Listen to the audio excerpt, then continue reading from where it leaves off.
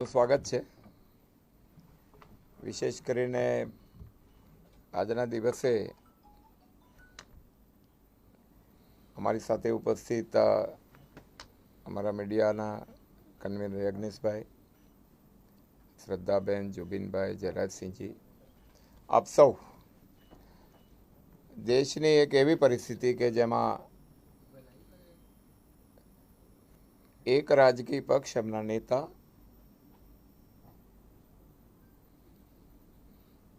Victim card ખેલીને બચવા માંગે છે,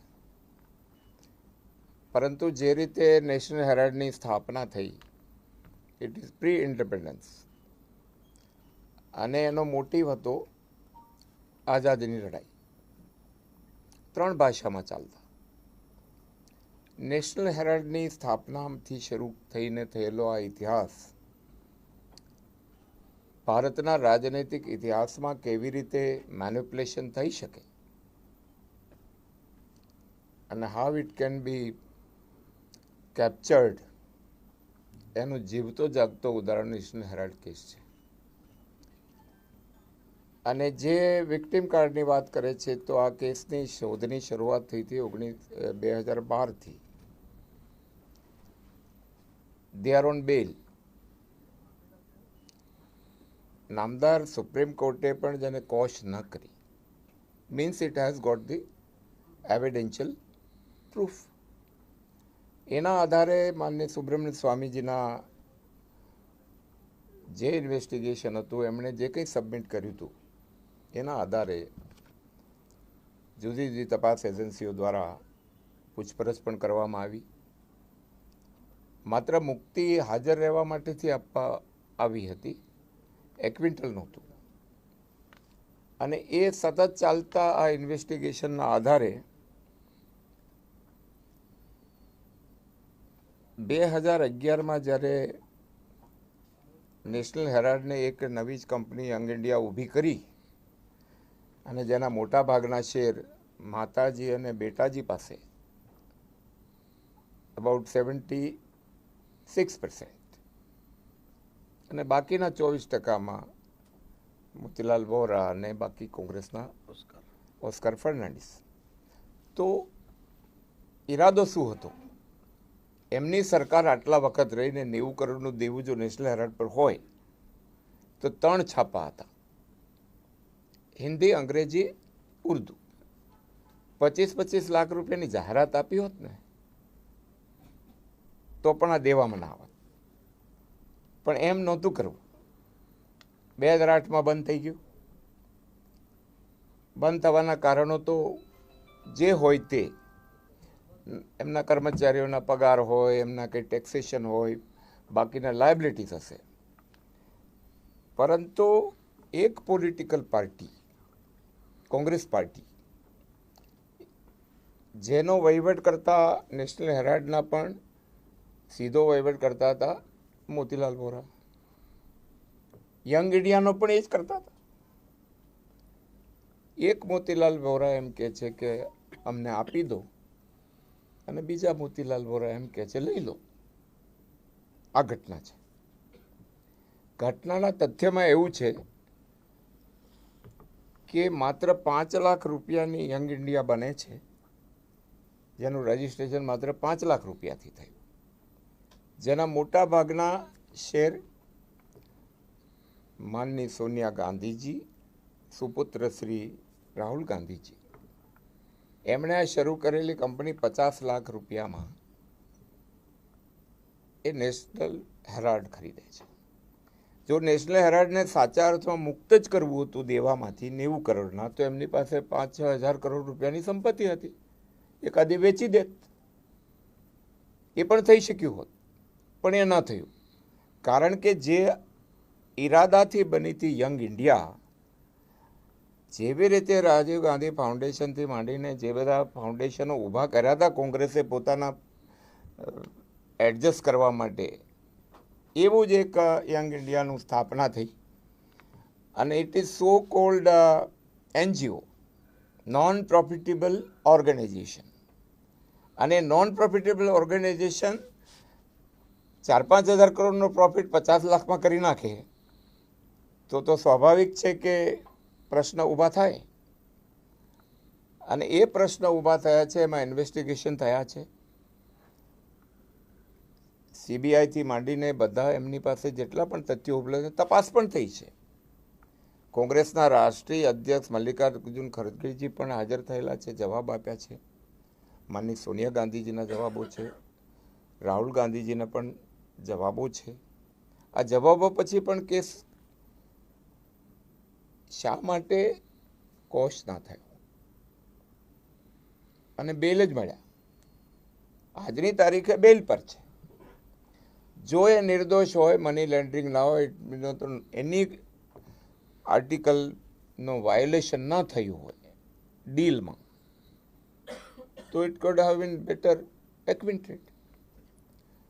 અને આ આખા કેસના જે આધારના સીબીઆઈ તપાસમાં આવ્યા છે, એ તપાસને આધારે પહેલાં તો 10 રૂપિયાના એવા share 9 crore share young India ખરીદે છે, અને કંપની 99% શેર યંગ ઇન્ડિયા લઈ લે છે. જે યંગ ઇન્ડિયા 2010માં શરૂ થઈ છે. આ અખબાર બંધ પડ્યું છે 2008માં. આ પણ ક્રોનોલોજી જોવા જેવી છે કે what was the motive of young India, કે 8માં બંધ થયેલી કંપનીને લેવા માટેની આ કોઈ સાજિશ તો નહોતી? એ પણ સવાલ ઊભો થાય છે. અને એમની એક જગ્યાએ તો પ્રોપર્ટી નહોતી, દેશના અન્ય ભાગોમાં કરોડો રૂપિયાની પ્રોપર્ટી છે, દિલ્હી, મુંબઈ, લખનઉ. અને 90 કરોડ રૂપિયા શેરના રૂપે ટ્રાન્સફર કર્યા. અને 2021માં તપાસ ચાલતી હતી સુબ્રમણ્ય સ્વામી ક્યારના, આમ તો આ ઉજાગર થઈ હતી 2011-12માં, ત્યારથી આ ચાલતું હતું. તો એમની સરકાર હતી, they would have already been reported કે ભાઈ અમે આ ખોટું છે. ત્યારે તો અમે નહોતા. અત્યારે અમારા ઉપર જે આરોપ લગાવે છે કે વેન્ડેટા છે, તો શરૂ થઈ તપાસ ત્યારે જ્યારે આ મુદ્દો આવ્યો ત્યારે જ એ લોકો સાચા હોત તો એમણે ત્યારે કહી દેવું હતું. આ તો ઇન્વેસ્ટિગેશનના ડીલે જેટલું પણ થયું એ અમે નથી કર્યું. કોર્ટ સામે આખું પેન્ડિંગ છે, whether to enter or not, chargesheet કરવું કે કેમ, ચાર્જશીટ એક્સેપ્ટ કરવું કે કેમ. એમાં political party Bharatiya Janata party ક્યાંય નથી. અને આજે જે રીતે યંગ ઇન્ડિયાએ 50 લાખ રૂપિયામાં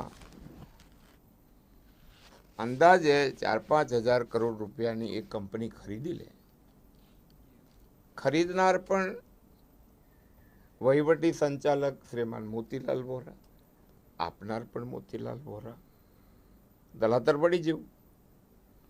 અને આ બંનેને પૂછવામાં આવ્યું હશે શેર સ્ટેક હોલ્ડરને કે લેવાય, તો હા લેવાય. પેલામાં આ સ્ટેક હોલ્ડર હતા એજીઆઈમાં, તો એને પૂછ્યું હશે આ અપાય, તો કે હા અપાય. આવી રીતે આ આખો ખેલ ઊભો થયો. અને એના કારણે આ તો આવતી 25 તારીખે આગળની સુનાવણી છે, પણ એની પહેલા એ જે કહી રહ્યા છે કે ઇટ ઇઝ અ વેન્ડેટા, તો it would have been cost. 5000 crore રૂપિયાની કંપની 50 લાખમાં લઈ લેવી, નેશનલ હેરાલ્ડ બંધ થવું ન જોઈએ, કારણ કે એમની સરકાર હતી. 25 લાખ રૂપિયા 3 અને 10 વર્ષ આપ્યા હોત ને, અચ્છા આ છાપું બંધ થયું ને જાહેરાતના, તો પણ બચી ગયો. પણ નહોતી બચાવી, કારણ કે ધ્યાન પ્રોપર્ટીમાં હતું. 8માં બંધ થયેલી ને 11માં બનેલી કંપની લઈ લે છે. તો યંગ ઇન્ડિયાનું બનાવવાની પાછળનું કારણ શું? અને યંગ ઇન્ડિયાએ એવો કયો ચેરિટી કરી એ તો કહો. યંગ ઇન્ડિયા જો ચેરિટેબલ ઇન્સ્ટિટ્યુશન છે, એનજીઓ છે, તો વોટ ઇઝ ધ ચેરિટી? એક સંસ્થા બનાવીને આવી રીતે, જેને સાચા અર્થમાં કહી શકાય કે ઇટ ઇઝ મિસએપ્રોપ્રિએશન નથી, મિસકન્સેપ્ટ છે. અને મની લોન્ડરિંગ એટલું કહેવું એના કરતાં it is with the motive two capture the property of AGI. અને એટલે આમાં ઉમેરી દીધા પાછળથી સુમન દુબે, પેલા યંગ ઇન્ડિયામાં ઉમેરા આપણા ટેકનોક્રેટ્સ શ્યામ પિત્રોડા વગેરે, પણ 74% એક મા દીકરાની પ્રોપર્ટી. અને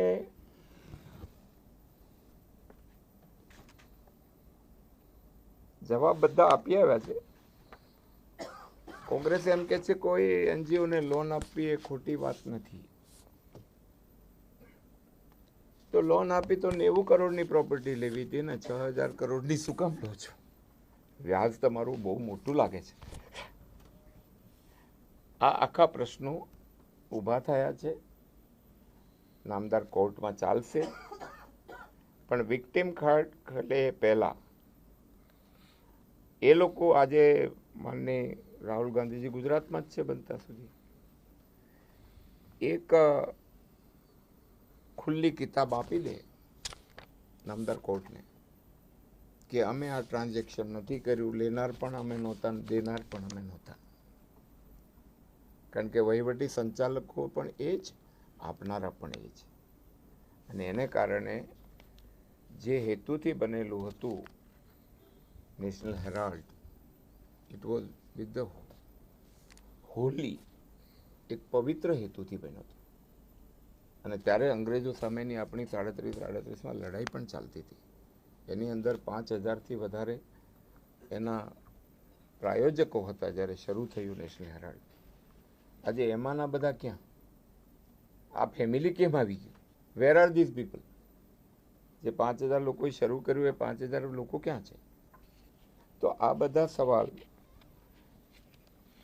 એમણે આપવાના થશે. અમારે આનો કોઈ જવાબ આપવાનો નથી. જવાબ તો નામદાર કોર્ટ માંગે છે. અમે તો એ જે નેરેટિવ ફેલાવે છે કે ઇટ ઇઝ અ વેન્ડેટા,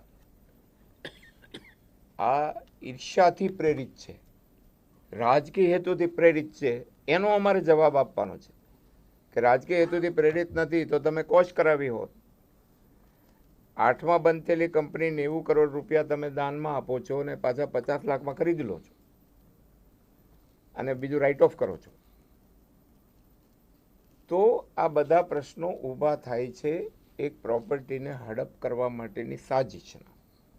અને એમાં વિક્ટિમ કાર્ડ ક્યાંય નથી. હજુ પણ એમની પાસે સમય છે દેશની જનતાને કહી દે કે અમે અમારી આ ફ્રોડ કર્યું છે, અથવા બતાવી દે હિસાબ પ્રમાણે કે અમે આ 50 લાખમાં કેવી રીતે ખરીદી, દેનાર કોણ હતા અને લેનાર કોણ હતા. આપનાર પણ એ જ હતા, લેનાર પણ એ જ હતા.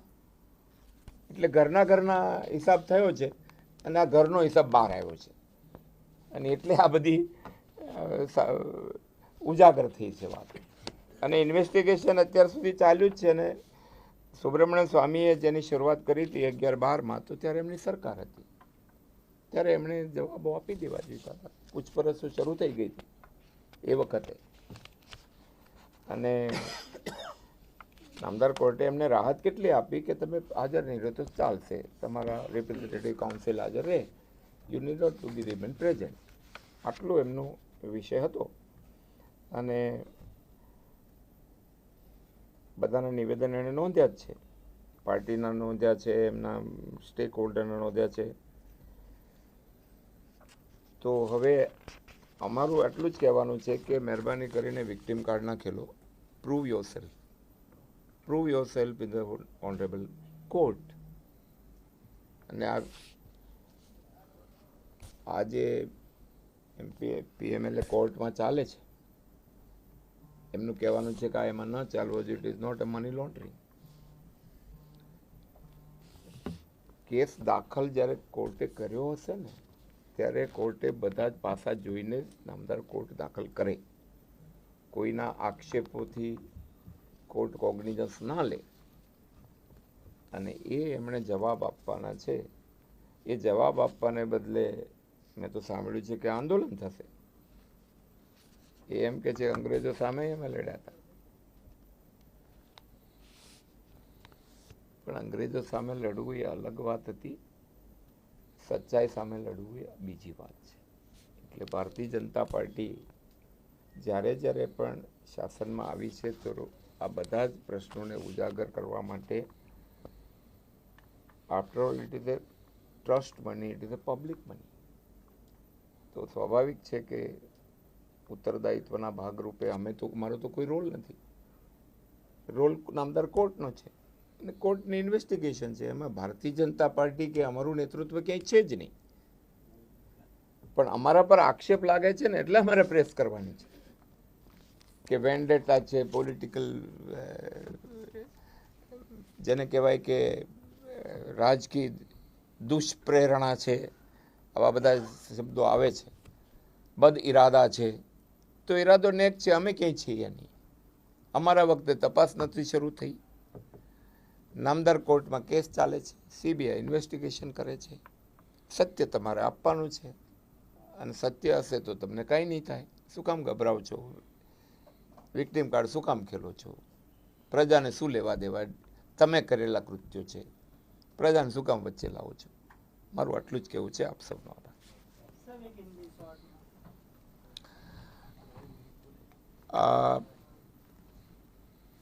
हिंदुस्तान में आज़ादी के पहले 1937-38 में एक अखबार शुरू हुआ, नेशनल हेराल्ड. वो 3 भाषा में प्रकाशित होता था. उनका जो मुख्य उद्देश्य था, पंडित जवाहरलाल नेहरू वगैरह 5000 सदस्यों ने मिलकर भारत की आज़ादी के लिए जो विचार प्रकट करने थे, वो 3 भाषाओं में, हिंदी, अंग्रेजी और उर्दू में. और इस संस्था ने आगे चल के बहुत सा देश के लिए भी काम किया है. और ये नेशनल हेराल्ड की 2008 में बंद होने की वजह बता रहे हैं कि कर्जा हो गया. अगर कांग्रेस चाहती तो इतने सालों में उनकी सरकार रही, करीबन 50 साल तो बिल्कुल उनकी रही. अगर तीनों अखबार में कुछ ऐड के सहायता की होती तो ये अखबार डूब न जाता. लेकिन 2008 में ये बंद होता है और उसके भी रखरखाव करने वाले हैं मोतीलाल वोरा जी. कांग्रेस के दोनों बड़े लीडर श्रीमती सोनिया गांधी जी और उनके बेटे राहुल गांधी जी 38% स्टेक होल्डर हैं. बाकी 24% में बाकी लोग हैं, 1-2 संस्थाएं भी हैं. और ये केस हमारे समय, एनडीए के सरकार के समय नहीं शुरू हुआ. ये 11-12 में जब उनकी सरकार थी तब इस बात प्रकाश में आई और सुब्रमण्यम स्वामी ने उनको उजागर किया. ये लोग कोर्ट के बाकी दरवाजे खटखटाए. अगर उनके ऊपर कोई आरोप नहीं है कि 5 लाख की एक कंपनी यंग इंडिया बनती है, तथाकथित एनजीओ, नॉन प्रॉफिटेबल ऑर्गेनाइजेशन, और वो 5 लाख की कंपनी 50 लाख में 5000 करोड़ की नेशनल हेराल्ड को खरीद लेता है. अगर नेशनल हेराल्ड कर्जे में था तो एकाध प्रॉपर्टी बेच देते. 90 करोड़ का अगर बकाया था तो एकाध प्रॉपर्टी बेच देते और मुक्त हो जाते. कम से कम 10% में उनका तो बच जाता. लेकिन नहीं, 11 में शुरू हुई यंग इंडिया, जिसके भी मुखिया रहे मोतीलाल जी रखरखाव के, और स्टेक होल्डर ज़्यादा रहे श्रीमती सोनिया गांधी और राहुल गांधी जी 74%. तो ये मोतीलाल वोरा जी दूसरे मोतीलाल वोरा के पास गए कि ये प्रॉपर्टी हम आप दोगे इस कर्जे के बदले में. तो दूसरे मोतीलाल वोरा, उन्होंने कहा स्टेक होल्डर से पूछेंगे तो कहेंगे तो देंगे. दोनों जगह स्टेक होल्डर वही थे. हाँ ले लो. तो उसने कहा दे दो. तो लिया दिया. और उसके कारण जो सीबीआई का इन्वेस्टिगेशन चला, पूछताछ हुई, कांग्रेस पार्टी के माननीय राष्ट्रीय अध्यक्ष खड़गे जी को भी पार्टी के पैसे का जिस तरह से वहाँ दिया गया उसका भी ब्यौरा लिया। श्रीमती सोनिया गांधी जी और राहुल गांधी जी से भी पूछताछ की गई। जितने भी स्टेक होल्डर थे सबको पूछा गया। केस को खारिज करने के लिए बहुत सारी कोशिश की गई। अगर सत्य होता तो केस खारिज होता था, लेकिन बेल के अलावा कुछ नहीं हुआ। तो ये जाके अब जब 9-10 तारीख को पूरा तथ्य सामने आया और उसको कोर्ट में सबमिट हो गया chargesheet is always with the facts and evidences. It has to be proved by the defender. तो ये डिफेंडर है, लोग प्रूव करें, लेकिन विक्टिम कार्ड ना खेलें। विक्टिम कार्ड खेल के ये कहना चाहेंगे कि हमको राजनीतिक तरीके से दबाने जा रहे हैं, हमारी छवि को धूमिल कर रहे हैं। ये सारे आरोप बीजेपी के ऊपर करने के बजाय नामदार कोर्ट में जाके पहले भी कहा होता, सीबीआई में इन्वेस्टिगेशन में तब भी सारे डॉक्यूमेंट दिए देते। अगर सत्य है तो ये सारी चीज़ें जो जिस तरह से वायोलेशन ऑफ द एक्ट, पैसे की लेन देन का, और 50 लाख की कंपनी 5,000 करोड़ की कंपनी को खरीद लेती है, वो भी तो ताज्जुब है। तो ये सारे तथ्यों को नामदार कोर्ट के सामने है, कोर्ट के विचाराधीन है, इसलिए जब जवाब देंगे उनको देना है।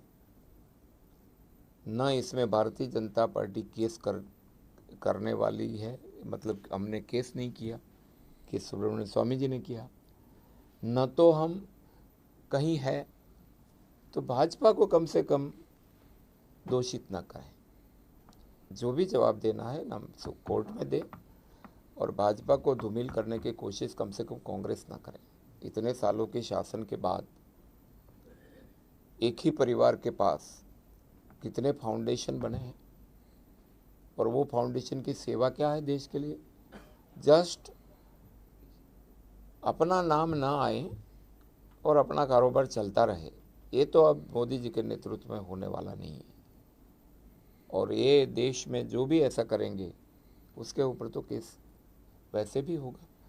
इसलिए साजिश नहीं है, सत्य है, सत्य सामने रखें। अगर वो सही है निकल जाए, लेकिन भाजपा को दोष न दे, इतना ही हमारा कहना है। धन्यवाद। जी जी,